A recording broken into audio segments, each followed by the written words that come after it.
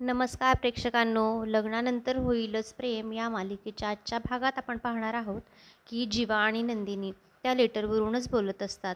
नंदिनी जीवाला विचारत असते की तुम्ही कोणासाठी लिहिलं होतं ते लेटर. जीवा म्हणतो, अगं तू ते लेटर वाचलंसच का? कारण ते लेटर तुझ्यासाठी नव्हतंच. तो म्हणत असतो का असं म्हणतो आणि जीवा थांबतो. तेव्हा नंदिनी म्हणते, का काय का? जीवा, काय म्हणायचे तुम्हाला? तुम्ही कोणासाठी लिहिलं होतं ते लेटर सांगणार आहात का मला? तेव्हा जीवा एकदम शांत होतो आणि त्याला कळतच नाही की आता तो नंदिनीला काय उत्तर देणार आहे. कारण त्याच्याकडं शब्दच नसतात. तो अशा चक्रव्यूहात अडकलेला असतो की तो नंदिनीला कुठलीही गोष्ट खरीही सांगू शकत नसतो आणि तो तिच्याशी खोटंही बोलू शकत नसतो.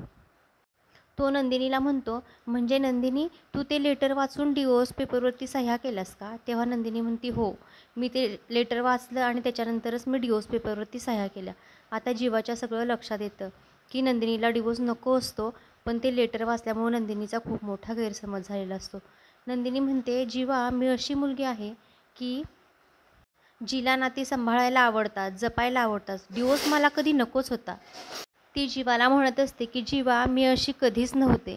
मी सतत हसणारी, आनंदी राहणारी अशी मुलगी होते. मला घर, संसार या गोष्टी खूप आवडायच्या. माझ्या आनंद निवासमधल्या मैत्रिणी आहेत ना, त्या मला त्यांची इन्स्पिरेशन मानायच्या. नंदिनी खूप खचलेली असते.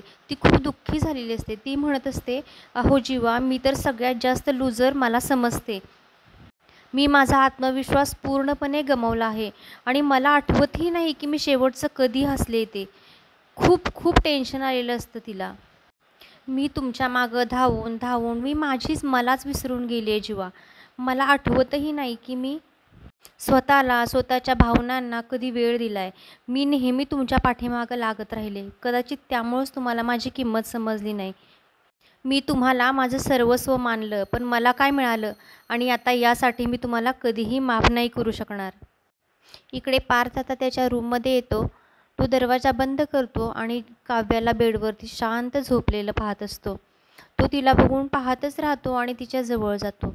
त्याला आता सगळं काही आठवत असतं, कारण त्यानं त्याच्या नात्याला सेकंड चान्स द्यायचा ठरवलेला असतो. काव्यानं पार्थसाठी घेतलेली सगळी काही मेहनत, की त्याच्यासाठी तिनं सिनेमॉन कॉफी बनवलेली असते, खिचडी बनवलेली असते, या सगळ्या गोष्टी त्याला आता आठवत असतात. पार्थचा राग शांत व्हावा म्हणून तिने कसा श्रीखंडपुरीचा बेत बनवलेला असतो, ती कशी त्याच्या चाकातली हवा काढते, या सगळ्या गोष्टी पार्थला आठवतात आणि तो मनातच हसत असतो. आता तो तिच्या उशाशी जाऊन बसतो, तर काव्याच्या केसांची बट एक तिच्या डोळ्यावरती आलेली असते. तो हळूच फुंकर मारून ती बट बाजूला करतो. तिचा तो निरागस चेहरा पाहून पार्थ मनाशीच म्हणत असतो की किती शांत दिसते ही फिसकरलेली मांजर. पार्थ तर केव्हाच काव्याच्या प्रेमात पडलेला असतो, पण फक्त काव्याला डिवोर्स हवा आहे म्हणून त्यानं डिवोर्स पेपर फाईल केलेले असतात. पण आईबाबांच्या प्रेमाच्या गोष्टींमुळं ना याच्यामध्ये खूप बदल झाला आहे बरं का. तर तो आता काव्याची प्रेमानेच बघत असतो, प्रेमानं बोलत असतो आणि म्हणत असतो, काव्या, खरं तर शहाण्या माणसानं कोर्टाची पायरी चढू नये असं म्हणतात. आपण ती चढलोय खरी, पण आता मला आपल्या नात्याला सेकंड चान्स द्यायचा आहे. मला माहिती आहे अजून आपल्याकडं 6 महिने आहेत आणि या 6 महिन्यात मी तुमचं मन नक्की जिंकेल. काव्या झोपेतच तिचा हात बाजूला घेते. पार्थला वाटतं, अरे ही जागी आहे की काय? पण नंतर तो मनाशीच म्हणतो की नाही, ही जर जागी असती तर व्हस्कन अंगावर आली असती. ही जागी नाही आहे. आणि तो हसतो आणि म्हणतो, हा काव्या, मला 100% खात्री आहे की मी तुम्हाला नक्की जिंकेन. असं म्हणतोच तो तिचा हात हातात घेतो. आता एकदमच विजांचा कडकडाट होतो आणि काव्या थोडीशी घाबरते. झोपेतच ती पार्थचा हात घट्ट पकडते. तेव्हा पार्थला खूप आनंद होतो आणि तो म्हणतो, हा काव्या, मला आता माझं प्रश्नांचं उत्तर मिळालं आहे. मला चांगलंच समजलं आहे की मला आता काय करायचं आहे आणि मी 100% आपलं नातं जिंकून दाखवणार. तो देवाला प्रार्थना करतो की देवा, आमचं हे नातं असंच पुढं जाऊ दे. मला जे हवं आहे ना तेच आम्हाला मिळू दे. मी आमच्या नात्याला सेकंड चान्स द्यायचा ठरवला आहे खरं, पण या फिसकरलेल्या मांजरलाही माझं प्रेम कळू दे आणि त्यासाठी मी 100% प्रयत्न करेन. इकडे जीवा आणि नंदिनीची खूप भांडणं चाललेली असतात. त्या विचारामध्ये जीवा एकदमच शांत होतो, कारण तो नंदिनीला काहीच सांगू शकत नसतो. तो शांत होतो आणि जिन्याच्या पायऱ्यांवरती येऊन बसलेला असतो. त्याला आता आठवत असतं की कशी नंदिनी त्याला म्हणत असते की जीवा, तुमच्यामुळं मी मला हरवून बसले. माझ्यातली नंदिनीच मी हरवून बसले. फक्त आणि फक्त तुमच्यामुळं माझ्या चेहऱ्यावरचं हसू हरवलं. आता जीवाला वाटत असतं की नंदिनीच्या या अवस्थेला फक्त आणि फक्त तो जबाबदार आहे आणि तू मनाशीच म्हणत असतो की मी नकळत नंदिनीला खूप दुखावले. आता जीवा खूप विचार करतो, त्याला त्याचंच दुसरं रूप समोर दिसत असतं आणि तो स्वतःशीच बोलत असतो. नंदिनी जेव्हा रागवलेली असते ना, तेव्हा तिला मनवण्यासाठी जेव्हा जीवाने रिक्षावाल्याचं रूप घेतलेलं असतं, त्या रूपातच आता त्याचं दुसरं मन त्याच्या समोर येतं आणि ते त्याच्याशी बोलत असतं की ए भावा, काय झालं? कसला टेन्शन घेतलंयस एवढं? अरे मी आहे ना. अरे जीवा आहेस तू जीवा.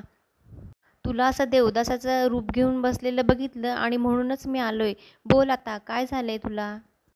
तेव्हा जीवा त्याला म्हणतो की अरे माती खाल्ली आहे मी. तेव्हा तो म्हणतो अरे माती खाल्ली आहे म्हणजे हे काय नवीन आहे का तुझ्यासाठी? तेव्हा बोल काय झालं? तेव्हा जीवा म्हणतो अरे नंदिनीच्या चेहऱ्यावरचं हसू फक्त माझ्यामुळं हरवलंय. जीवाला नंदिनीची खूप काळजी वाटत असते. आता त्याचं मन त्याला म्हणतं अरे सिम्पल आहे रे, मुलींना खुश करणं खूप अवघड नसतं, त्यांना काय हवं असतं, सोना चांदी, सिनेमा, शॉपिंग एवढंच. तेव्हा जीवा म्हणतो अरे नंदिनी खूप वेगळी मुलगी आहे, या गोष्टींनी नाही मिळणार कधी तिला आनंद. ती कशामुळे आनंद होऊ शकते ना हे मलासुद्धा कळत नाही.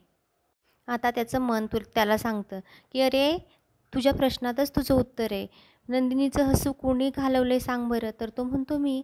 मग खरं आहे ना, आता तिचं हसू तूच परत आणू शकतोस. आता जीवा म्हणतो हो मला माहिती आहे ते, पण अरे काय करू ना हेच खरं कळत नाही. तेव्हा त्याचं मन त्याला म्हणतं माती खाताना विचार केला होता का? आता जीवा त्याला म्हणतो उलटसुलट प्रश्न विचारून तू माझ्या डोक्याचा गोंधळ घालू नकोस. तू काही नंदिनी आहेस का?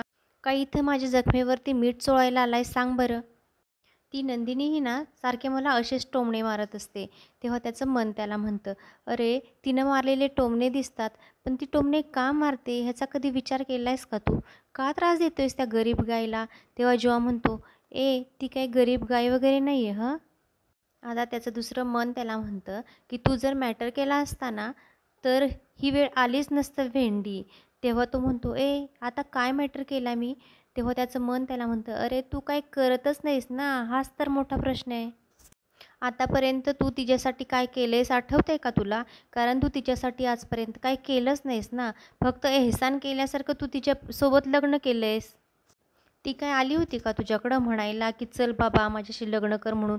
ती बिचारी गरीब काय तुझं मन जिंकायला बघत होती, तुझ्या मागे मागे करत होती, पण तू काय केलंस?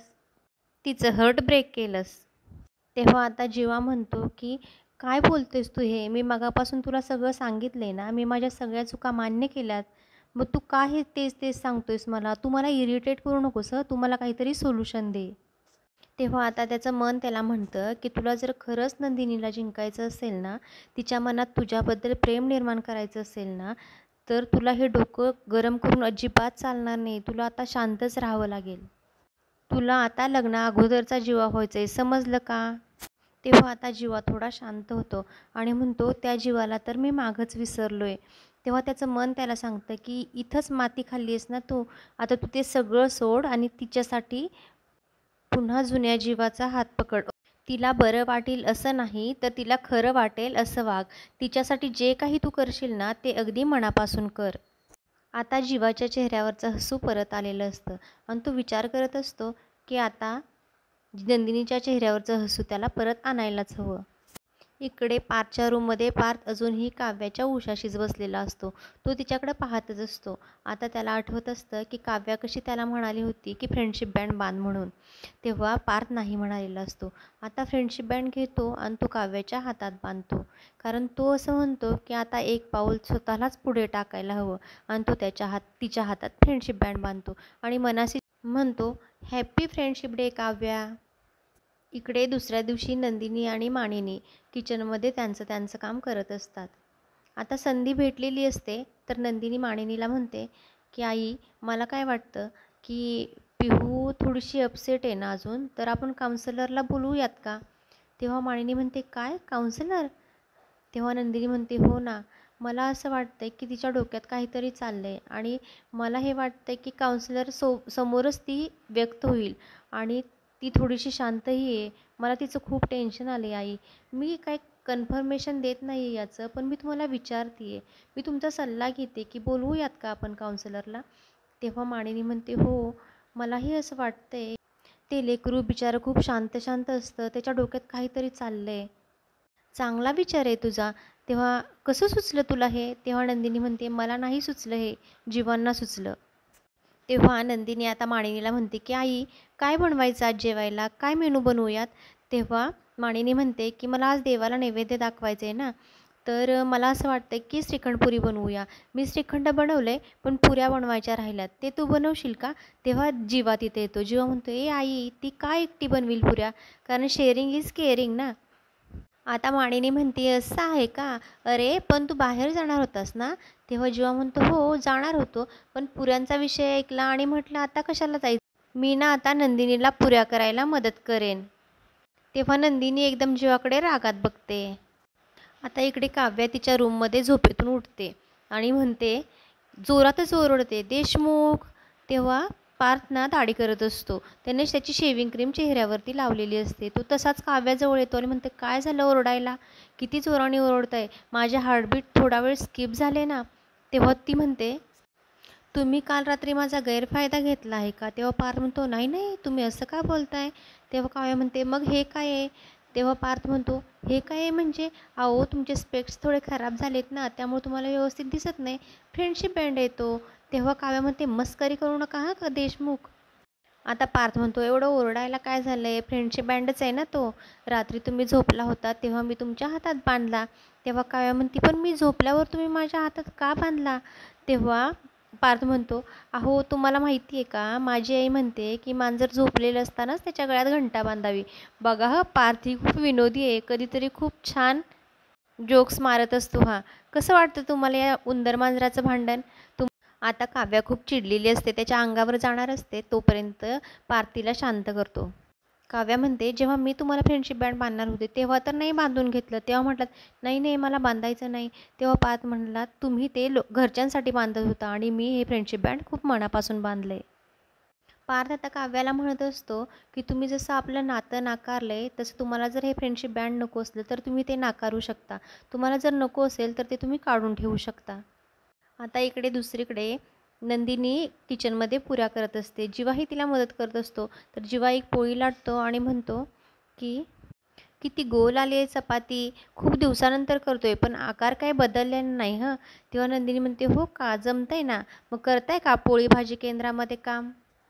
जीवा तिला म्हणतो, हो करतो ना, पण कधी, जेव्हा तू माझ्यासोबत असशील ना तेव्हा. जीवा थोडासा हसतो. नंदिनी म्हणते, एकदा धोंडा पायावर मारून घेतलाय ना तेवढासाच पुरेसा आहे मला. जीवा म्हणतो, काय तू मला धोंडा म्हणालीस? तेव्हा नंदी म्हणते, नाही नाही धोंडा नाही, थोडं दगडच म्हणायला हवं होतं. इकडे पार्थ काव्याला म्हणत असतो की मी जे हे फ्रेंडशिप बँड तुमच्या हातात बांधलं आहे ना, ते एक दिवस जरी तुम्ही तुमच्या हातात ठेवलं ना तरी मी समजून जाईल की तुम्हाला माझी फ्रेंडशिप ॲक्सेप्ट आहे म्हणून.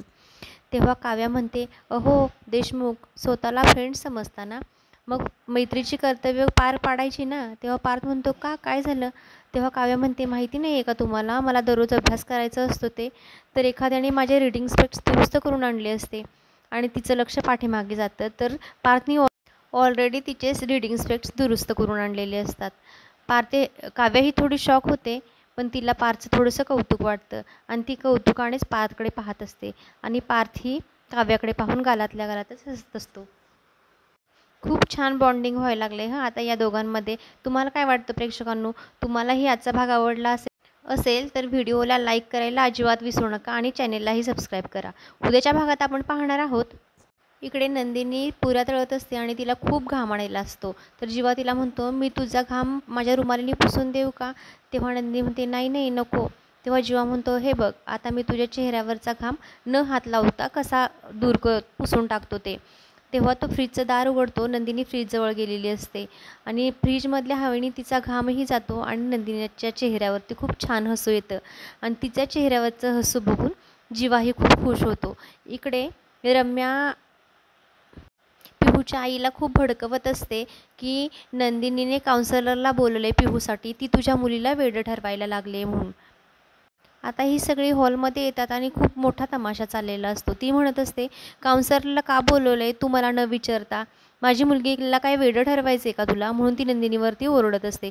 तेव्हा काव्याला खूप राग येतो आणि काव्या तिच्यावरती ओरडते, गप्पा बसा, काय चाललं आहे हे तुमचं? आता नंदिनी म्हणते, काय झालं? कुणी सांगितलं तुम्हाला? कुणी चुकीची माहिती दिली आहे तुम्हाला काउन्सिलरबद्दल? तेव्हा ती एकदम शांत होते आणि वसुहत्याकडे बघते.